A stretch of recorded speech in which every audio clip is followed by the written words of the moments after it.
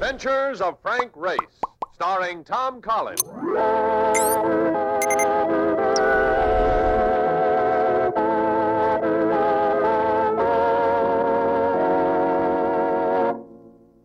war changed many things, the face of the earth and the people on it.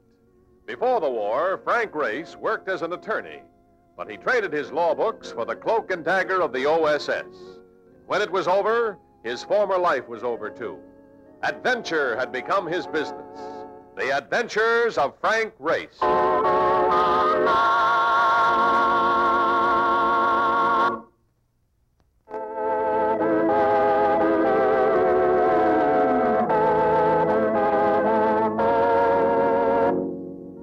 And now we join Frank Race for the adventure of the Bradian letters.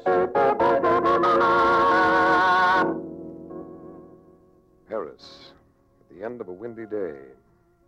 Dusk had fallen, but walking along the Quai du Louvre, we'd been able to see whitecaps on the River Seine. And now, waiting to cross the Rue de Rivoli, we caught the Eiffel Tower looking as though it might take a bow any minute. Everything seemed to be going places, particularly masculine hats and feminine skirts. Mark and I were on a holiday after finishing an investigation in Holland. I sort of like to get around and see things on foot, but Mark, well... Listen, Race, where you going now? At the hotel. Another 7 or 8 blocks? I could never make it. Not unless you want to haul me piggyback. You take care. Not me. I don't want no part of them flying bedsteads they use in this town. Look, I got a better idea. What? I'll stop in at the American bar in the next corner. I promised that bartender in Brooklyn I'd swing by and shoot a fat one. All right, I can meet you there later. Swell. Make it about 8, huh?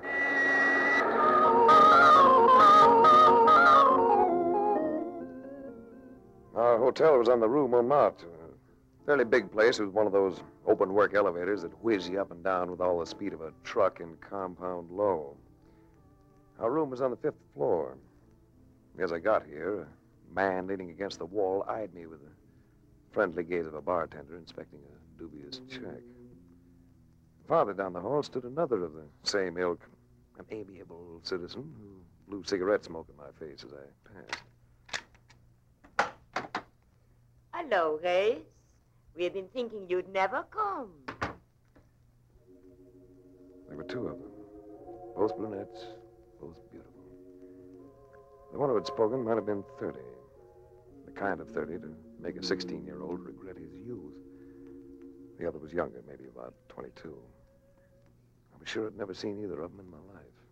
You don't remember me, do you, Race? Can't say I do, but you're nice to have around. Both of you. September 14th, 1943, in St. Calais. Does that mean anything to you? Yes, it does. Means a lot. 2 days before, on September the 12th, you had parachuted down near Le Mans for a rendezvous with other OSS operators. But something went wrong.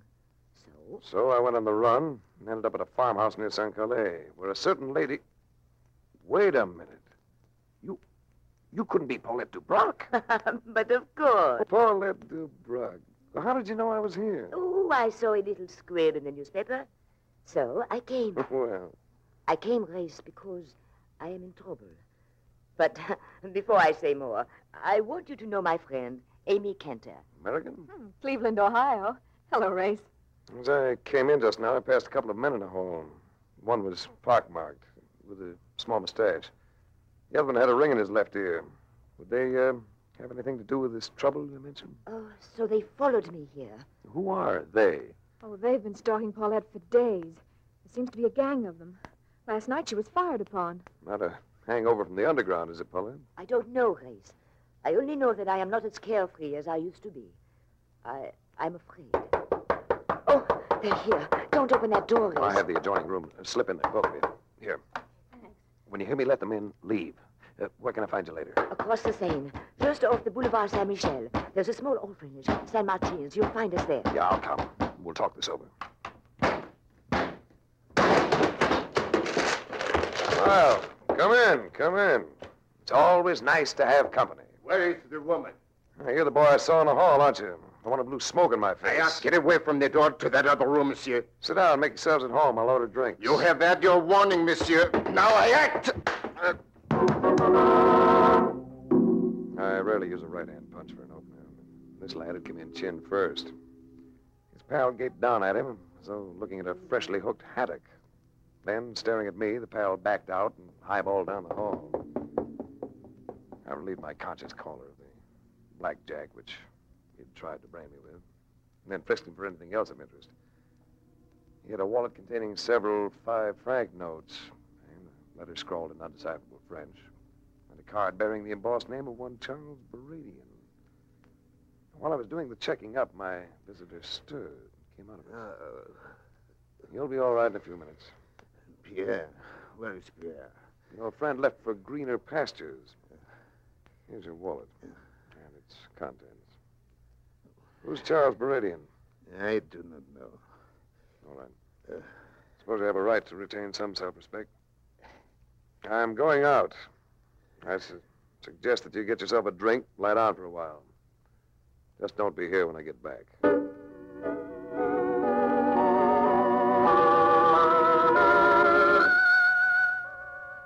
American bar was finished in a sort of Rococo modern. Everything about the place had the light touch, including the size of the liquor portions. Mark made me know to chick, his bartender friend, a garrulous soul with an expression of a benevolent beagle.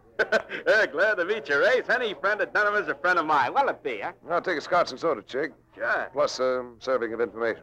Oh, sure. What kind of information? The name Charles Parisian, does it ring a bell with you? Radian. Yeah, it rings a big bell. Where would I find him? I listed all the rest of the elegance. Boulevard Houseman. Thanks, chick. Oh, sure. Wait a minute. Huh? You going out there now? I thought I would. Well, I'm going with you. This sounds like a deal we should play back to back. Hey, so long, fellas.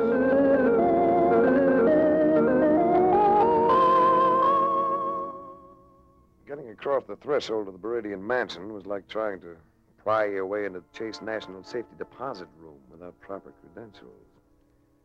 My particular obstacle was personalized in one Terry Magellan, a brawny specimen with the title of private secretary, the instincts of a barroom bouncer. You can understand, Mr. Race. It isn't only a question of looking after Mr. Bradian. There's his collection to protect. Almost $1 million worth of rare violins and objects of art. In that case, I can appreciate your sense of responsibility. Don't ever expect Mark Donovan's vote if you run for public office. You would have preferred to wait for me in here.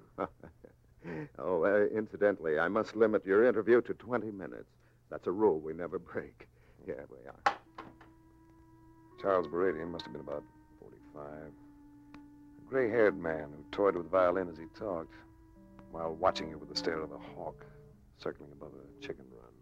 Know anything about violins, Mr. Race? Not as much as I'd like to. There is nothing quite like a fine violin. It looks beautiful, feels beautiful, makes beautiful sounds. Very few women have all those attributes, am I not right? Magellan tells me you came to talk about Paulette de Broc. Yes. Are you a friend of hers, or is it that you represent her? I'm groping a little, so I'm going to be frank with you. I suspect that you have something against Paulette. I don't know what or why, but I thought you might be willing to tell me. Yes. Yes, I will tell you. Several years ago, I allowed myself to become infatuated with Paulette. She was the only woman to whom I ever wrote letters. Lately, I have been getting those letters back, one a week. Each letter cost me quite a sum of money. Why do you feel you must pay for them? In a few weeks, I am to be married. Also, I am in the process of embarking on an important business venture. Shall we say I feel I cannot afford the publicity? Frankly, Mr. Ace, I've grown tired of it. Of course, if Paulette is willing to accept a lump sum. After all, I was once very fond of her. I see. Suppose I talk to her. Return tomorrow. I have no objection. There is just one thing. You might tell Paulette I don't mind buying anything that will keep me happy, so long as I pay for it just once.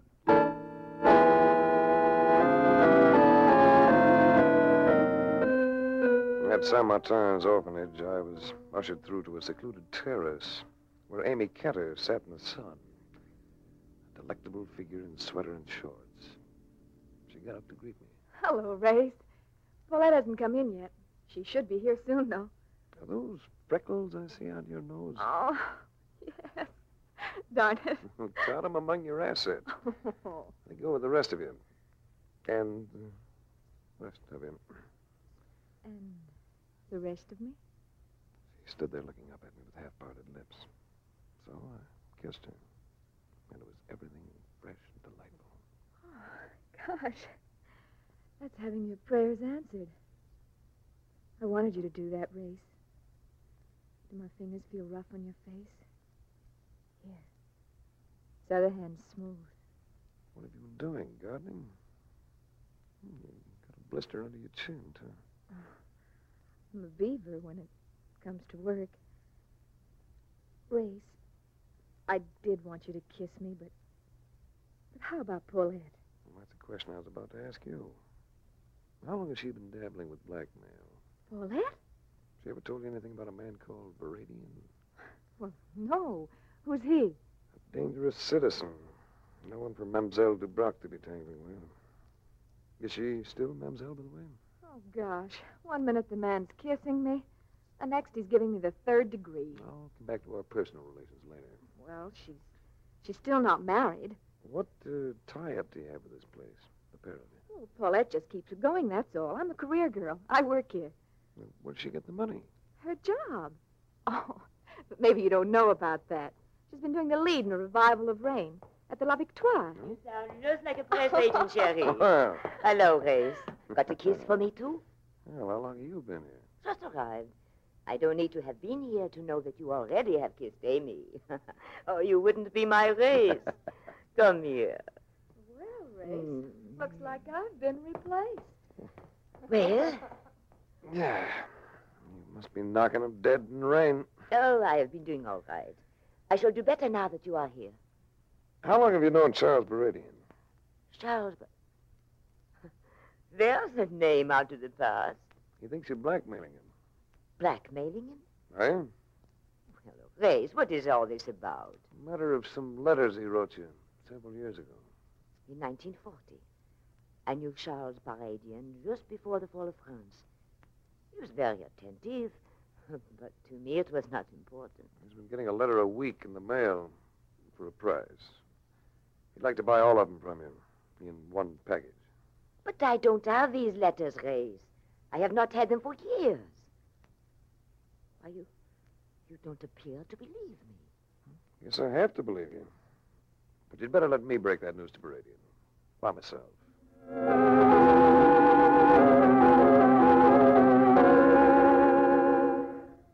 Next afternoon, I rented a car.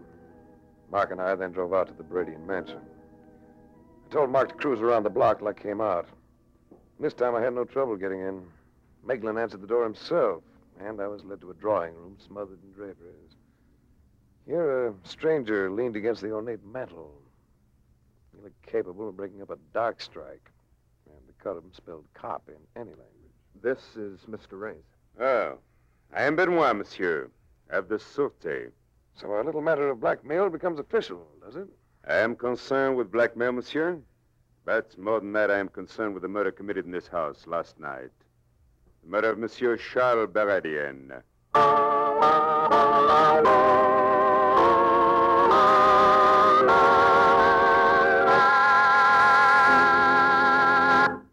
We'll return to the adventures of Frank Race in just about 1 minute.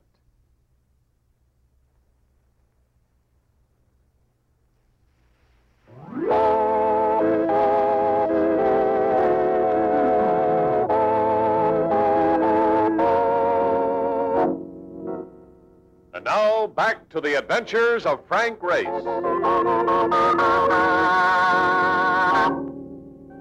was sure of one thing.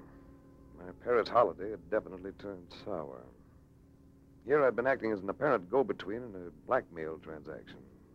And now its victim lay sprawled on the floor of his study, murdered. Around his neck, an ugly red welt where some sort of cord had cut and strangled the life out of him.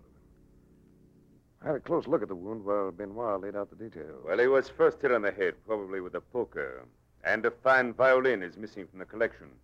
What was its name, Monsieur Magellan? Guarnerius. Yes, well, we might call it a typical case of murder and burglary.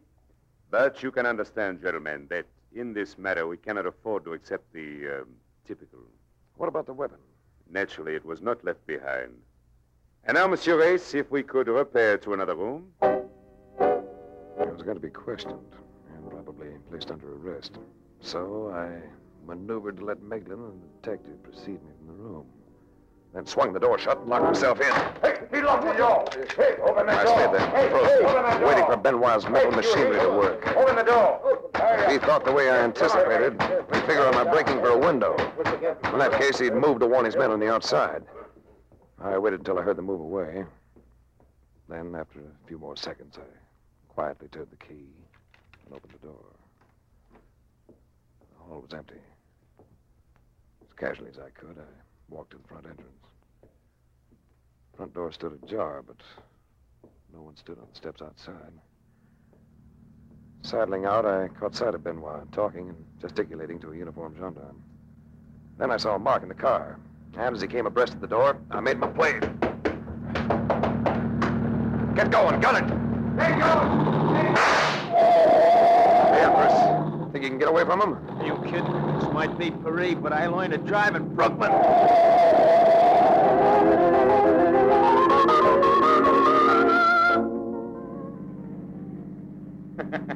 Told you I'd get away from him. Right, what do we do now? I'm going to look up the location of Paulette Dubrock's apartment. You can drop me there. Then I'd like you to run down as much information as you can on the Bradian household. Check. When'll I see you? And where? That's a little after 4. I have a call to make. Meet me at 7 at Saint-Martin's orphanage.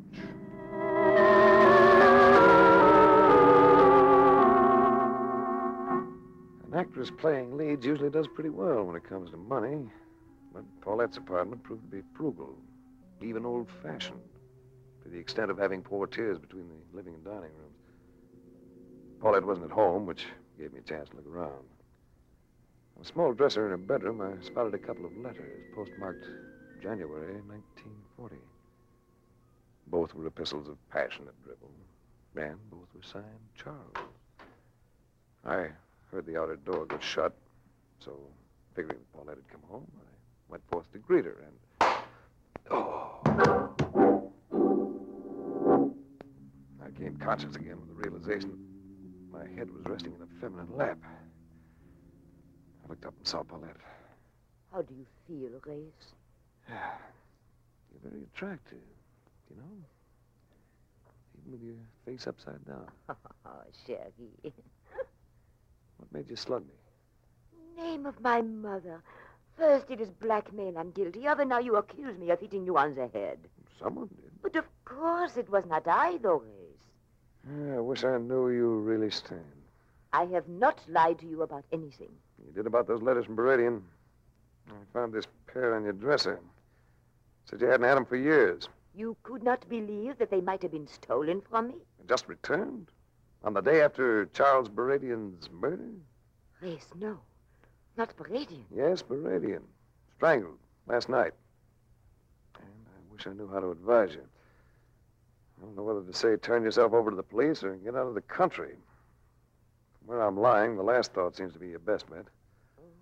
Probably I should go with you.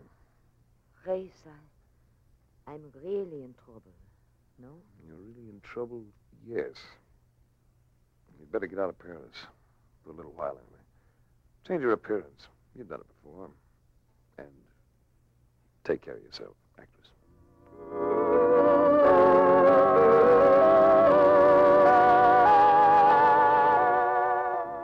In front of the orphanage, I found Amy sitting in our rented car with Mark. Oh, want to take me for a ride, Race? Such a luxury over here. Why not? Oh, fine. Just let me drop these packages inside the door. I'm a hoarder. Did you know that? You've been doing all right with her, ain't you? Maybe you ought to slow down. Why? Well, she's just a freckle-faced kid a long way from home, and Don't tell me you're picking up a set of ideals. Nuts. Any information on Magellan? Well, in 2 hours, I didn't put together no Gallup report, but I did find out he keeps a room at a hotel called a Plataner. Uh-huh. And, he used to run a kind of theatrical agency in the U.S., booking second-rate concert violinists. Didn't take long, did I? Violinist. Oh, that's interesting. Now what are you talking about? Oh, violinists and violins. And a lad named Magellan. I wonder what a fine Ganarius is worth. Ganarius? What's that? I always thought it was a kind of spaghetti dish. It's a make of violin. One of the old-timers. Oh. Well, where'll I drive you people? Find that Hotel Plataner. I'd like to see a man about a violin.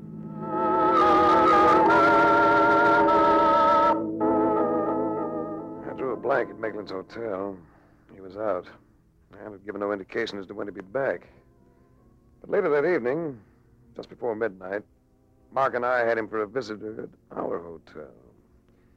His attitude hadn't changed. He was still the same self-contained career boy.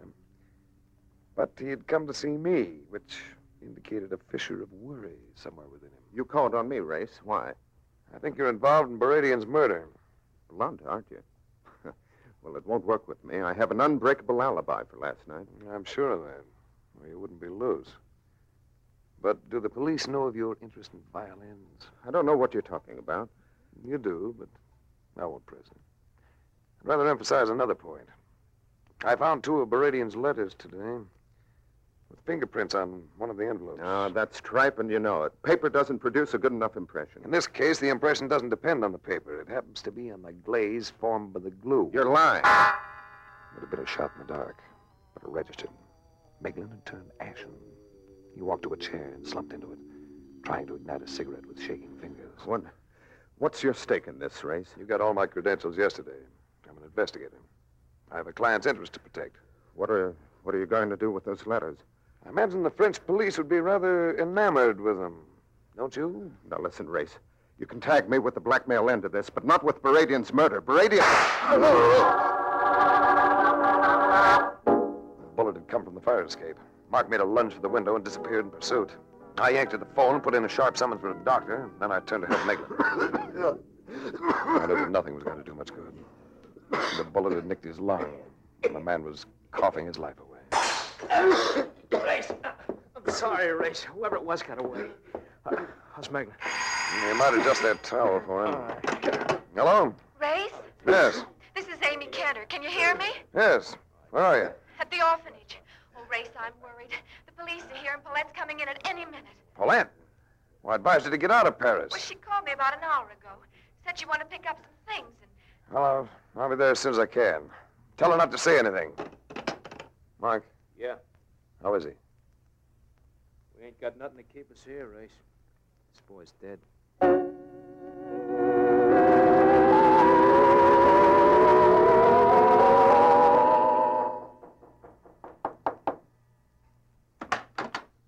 Come in, Monsieur Race. We've been expecting you.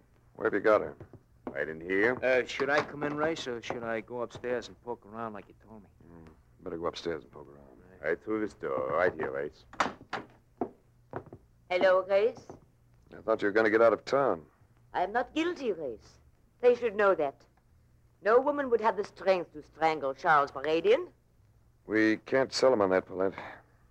Bradian was knocked unconscious before he was strangled, as Monsieur Benoit will tell you. Exactly. A woman could have done it, or a man, or both, and with blackmail as the motive. It points to Paulette and possibly myself. Exactly. What was to prevent someone else from blackmailing Bradian? Someone who knew Paulette. Someone who'd gotten hold of the letters. Possible, but not likely. I think it quite likely. Don't you, Amy? I?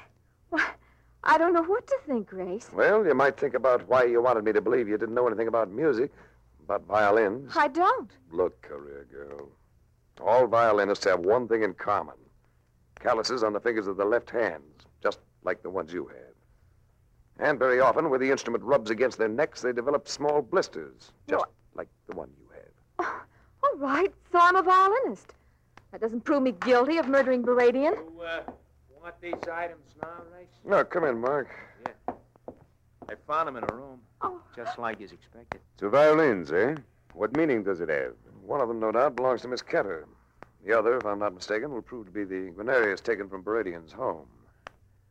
You had to get some profit out of murdering him, didn't you? Oh, you're insane. You and Magellan were in on the blackmailing together. No. When I came into the picture, you had to move fast for a big payoff. That's not but true. Bradian balked and threatened to call in the police. Well, So you killed him. And you killed Magellan in my hotel room, didn't you? Oh, prove it. Then phoned around the corner to make me think you were here. I found the other item, too, Race. A violin string with what looks like blood on it. The strangling cord. Ironic, isn't it, Benoit? A collector of fiddles murdered with one of his own violin strings. Tough luck, Amy. With you, hoarding didn't turn out to be an asset after all.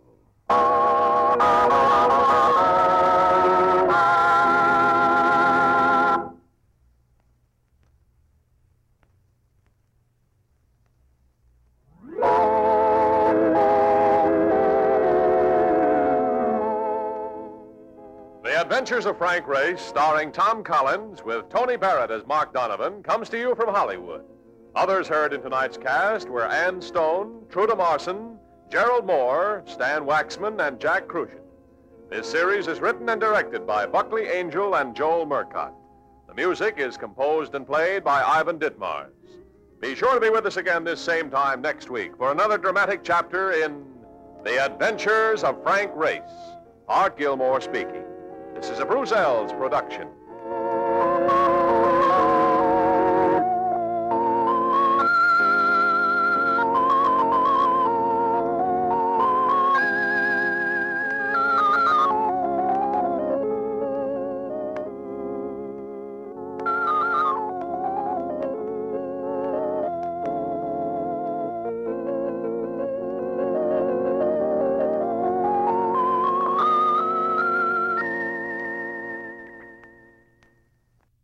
Enjoying the timeless classics on Golden Age Radio? If you're loving the nostalgia and captivating stories, consider supporting our channel with a tip. Your generosity helps us continue bringing you the best of vintage radio entertainment. Simply click on the link in the description. Thank you for being part of our community.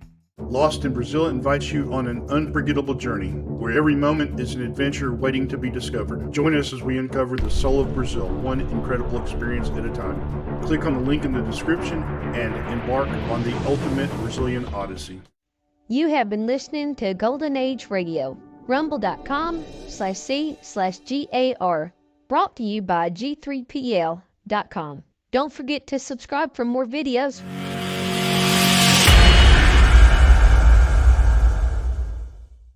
I would like to extend my sincere gratitude to Old Time Radio Research Group for their remarkable efforts in preserving and archiving the captivating world of old time radio programs. Their dedication to safeguarding these precious audio gems ensures that future generations can relish the enchanting stories, music, and entertainment of the past. Their invaluable contribution allows us to step back in time and experience the magic of radio history firsthand. Their link is in the description below.